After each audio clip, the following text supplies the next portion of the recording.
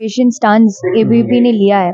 हमारे जो प्रेसिडेंट है उनके ऊपर हमला हुआ, हमारे वाइस प्रेसिडेंट और जनरल सेक्रेटरी के खिलाफ बहुत ही इस्लामोफोबिक और फ्यूडलिस्टिक कमेंट्स पास किए गए। सारे जीबीएम्स डेमोक्रेटिक जो प्रोसेस होते हैं जेएनयू इलेक्शंस का, हर कोई एक प्रोसेस में एबीवीपी आता है, वो मोबिलाइज करता है, हिंसा करता है। के ऊपर ऐसा भी एक है कि जो किसानों के बच्चे हैं, जो वर्कर्स के बच्चे हैं, वो भी सपना देख पाए कि जेएनयू में आए, वो सस्ती शिक्षा ले पाए, अच्छी शिक्षा ले पाए। 268 रुपीस में पूरा।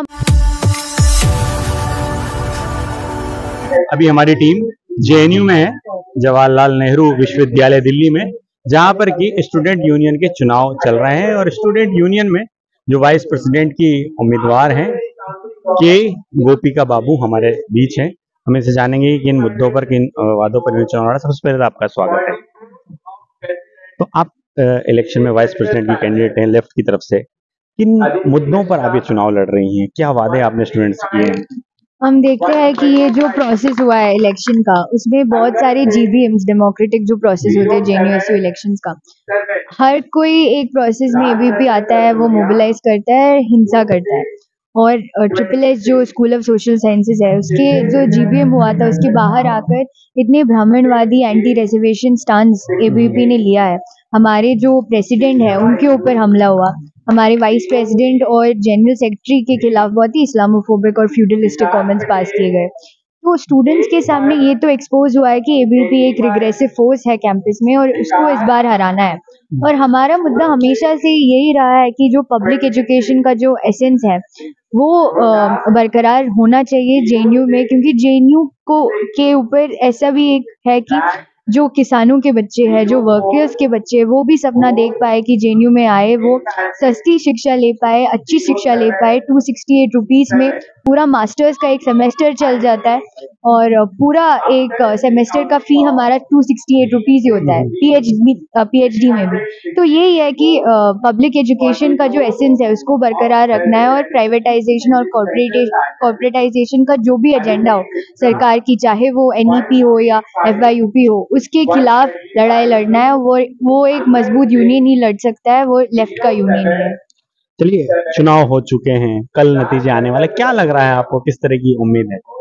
उम्मीद तो पूरा है कि ये जो लेफ्ट यूनाइटेड पैनल का जो भी कैंडिडेट्स है, जो भी पोजीशन में, चाहे वो सेंट्रल पैनल में हो या काउंसिलर कैंडिडेट्स, अभी जो रिजल्ट्स आ रहे हैं, अभी एसपीएस में पूरा लेफ्ट का पैनल जीता है, school of arts and aesthetics में प्रोग्रेसिव लोग जीते हैं, सीएसएलजी में प्रोग्रेसिव लोग जीते हैं, एसओई में जो एबीवीपी का एक तरीके से एक गढ़ था, उसमें भी 2 कैंडिडेट्स जो है प्रोग्रेसिव पैनल से ही जीते हैं। तो पूरा कैंपस का माहौल अभी लग रहा है कि लेफ्ट यूनाइटेड पैनल ही भारी बहुमत से जीत रहा है। आप कुछ अपने बैकग्राउंड के बारे में बताएं कि क्या आप इससे पहले भी इलेक्शंस लड़ी हैं, क्या आपका बैकग्राउंड रहा है, अभी यहाँ आप किस कोर्स में आप यहाँ पे स्टडी कर रही हैं? मैं जब बैचलर्स कर रही थी मिरांडा हाउस में दिल्ली यूनिवर्सिटी में, तब से मैं एसोसिएटेड हूँ एसएफआई से, लेकिन मैं वो कल्चरल फ्रंट में जुड़ी हुई थी। मैं ड्राइंग करती हूँ, आर्टिस्ट हूँ, विजुअल आर्टिस्ट, तो उस तरीके से मैं एसएफआई से जुड़ी हुई थी। फिर जेएनयू में आने के बाद मास्टर्स में मेरे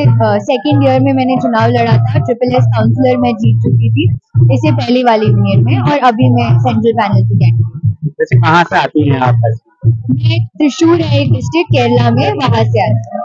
अभी यह किस कोर्स में आप पढ़ाई कर रही हैं? पीएचडी कर रही हूँ मैं लॉ एंड गवर्नेंस, मेरा पहला साल है। तो जब आप इलेक्शन के दौरान स्टूडेंट्स के बीच गई, प्रचार के लिए आ गई, तो किन मुश्किल परेशानियों का आपने सामना किया, किस तरह का अनुभव था, आपका एक्सपीरियंस काफी अच्छा था, क्योंकि मैं ट्रिपल एस की काउंसलर थी, तो मेरा चेहरा लोगों को पता था कि एक गोपिका है, एसएफआई में एक्टिविस्ट है, इतना तो उनको पता था। लेकिन ये जो भाषा की जो दिक्कत है वो थोड़ा हो रहा था, क्योंकि मैं घर पर मैं अच्छी हिंदी बोल रही हैं आप। हाँ, मैं हिंदी में बात नहीं करती हूँ, तो थोड़ा दिक्कत पहले आ रहा था। फिर बातचीत करते करते वो भी मैं पार कर पाई। तो बस यही था, लोगों का जो रिसेप्शन है वो काफी अच्छा था। अच्छा, आप एक गर्ल स्टूडेंट हैं, तो गर्ल्स के लिए, महिलाओं के लिए जो हायर एजुकेशन में आना चाहती हैं या पॉलिटिक्स में करियर बनाना चाहती हैं, उनको आप क्या कहना चाहेंगी? क्या उनके भी कुछ मुद्दे आपने यहाँ इश्यूज उठाए हैं? बिल्कुल जेएनयू ऐसा एक स्पेस प्रोवाइड करता है, महिला जो साथी है हमारी वो खुल के आ सके कैंपस पॉलिटिक्स में। मैं डीयू में भी पढ़ती थी, बाहर जो माहौल है कैट कॉलिंग का, हरासमेंट का, even though I was in a women's college, इसके जस्ट बाहर आते ही बहुत ही एक पेट्रियार्कल समाज है। वहाँ महिलाओं को ये कहा जाता है कि आप हायर एजुकेशन में क्यों जा रही हो, आपको तो शादी करना चाहिए, एक डिप्लोमा कोर्स ले लो, बस पीएचडी करने का क्या मकसद रहा है। तो इन सब के खिलाफ लड़ाई लड़कर महिलाएं आती है यूनिवर्सिटी में आकर चुनाव लड़ना तो बहुत बड़ी बात होती है। तो मेरे घर पर भी बहुत एक ऐसा कहा गया था कि रिलेटिव्स कह रहे कि लड़की को क्यों चुनाव लड़ा रहे हो, उनको तो उनका करियर सेट करना चाहिए। ऐसे बहुत सारे कमेंट्स आए, उसके बावजूद ये जो स्ट्रेंथ प्रोवाइड करता है संगठन, ये जो ऑर्गेनाइज स्टूडेंट मूवमेंट का जो ताकत है वही है कि लड़कियां भी जो भी बैकग्राउंड से वो आती है उनको भी एक स्ट्रेंथ मिलता है यहाँ आने का, एजुकेशन लेने का और चुनाव में या फिर राजनीति में पार्टिसिपेट करने का। अच्छा, आगे फ्यूचर के लिए आपकी क्या कुछ प्लानिंग है? आप अभी स्टूडेंट यूनियन का इलेक्शन लड़ रही हैं, हमारी शुभकामनाएं। हो सकता है आप वाइस प्रेसिडेंट बन भी जाएं। उसके बाद फ्यूचर में क्या आप एक्टिव पॉलिटिक्स में आएंगी? ऐसा कोई सपना है एमएलए एमपी कुछ बनने का? ऐसा कोई प्लान तो अभी नहीं है। मैं अभी पीएचडी का पहला साल है मेरा, तो अगर चुनाव लड़कर मैं जीतती हूँ तो पूरा साल बिताना पड़ेगा यूनियन में, यूनिवर्सिटी में। उसके बाद भी पीएचडी कंप्लीट करने का प्लान है। आगे का देखते हैं कि अगर कोई अपॉर्चुनिटी मिलता है तो मैं ज़रूर एक्टिव पॉलिटिक्स में, स्टूडेंट मूवमेंट में जुड़ना चाहती हूँ और एसएफआई के साथ लंबे टाइम का एसोसिएशन है और आगे भी सोच रही हूँ कि ऐसा ही हो। क्योंकि ऐसा देखा है कि जेएनयू से स्टूडेंट पॉलिटिक्स से जो लीडर निकले हैं वो कहीं ना कहीं एक्टिव पॉलिटिक्स में हैं।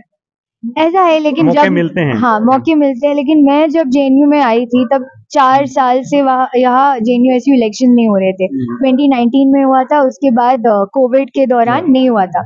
तो जब मैं आई थी मैंने देखा नहीं था, ये सपने में भी मैंने नहीं सोचा था कि मैं चुनाव लड़ूंगी चाहे वो काउंसिलर हो। अभी तो ऐसा एक अपॉर्चुनिटी मिला, संगठन ने मुझसे कहा मैं लड़ रही हूँ। ऐसा लॉन्ग टर्म का कोई प्लान नहीं है, लेकिन पहले पीएचडी कंप्लीट करना है, एकेडमिक्स में जाना है, लेकिन स्टूडेंट मूवमेंट के साथ जुड़े रहना है। चलिए, हमारी शुभकामनाएं आपके साथ। तो अब ये तो आने वाले वक्त में पता लगेगा, यानी कल तक ये पता लग जाएगा कि क्या नतीजे आएंगे। देखते रहिए क्या कुछ नतीजे सामने आते हैं। तो हमारी बात हो रही थी कॉमरेड गोपिका के साथ, जो कि जेएनयू से वाइस प्रेसिडेंट का इलेक्शन लड़ रही हैं। अब देखते हैं क्या कुछ नतीजे आते हैं। आप सभी का हार्दिक आभार, धन्यवाद, आपका बहुत शुक्रिया। Thank you.